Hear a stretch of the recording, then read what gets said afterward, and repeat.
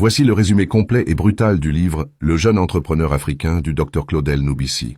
Écoute bien, ce livre n'est pas fait pour te caresser dans le sens du poil. Il est fait pour te réveiller.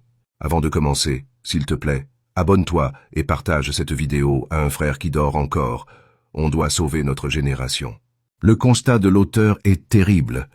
L'école t'a dressé pour être un esclave. On t'a appris à mémoriser des dates et des formules qui ne servent à rien pour obtenir un diplôme, pour ensuite aller quémander un travail dans un bureau climatisé. Résultat, l'Afrique est le continent le plus riche en ressources, mais ses habitants sont les plus pauvres. Pourquoi?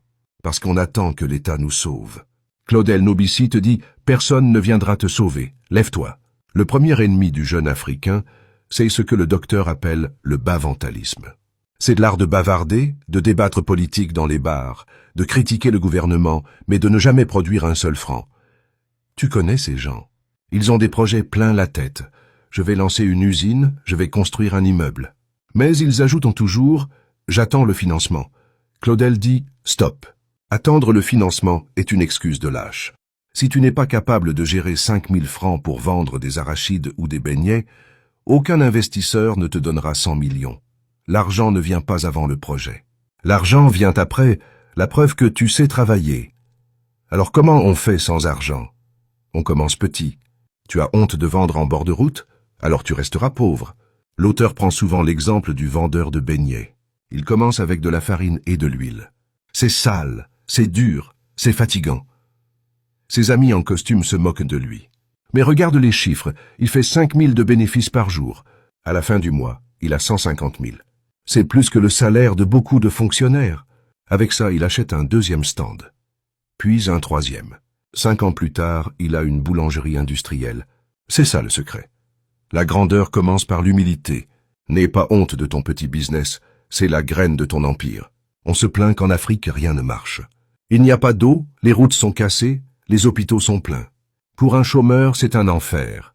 Pour un entrepreneur, c'est le paradis. Pourquoi? Parce que l'argent égale la résolution d'un problème. Si tout allait bien, il n'y aurait pas de business à créer. Le Doc Nobissi t'explique que tu dois regarder ce qui énerve les gens autour de toi. Les gens ont faim?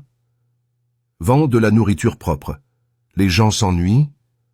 Crée du divertissement. Les gens sont malades?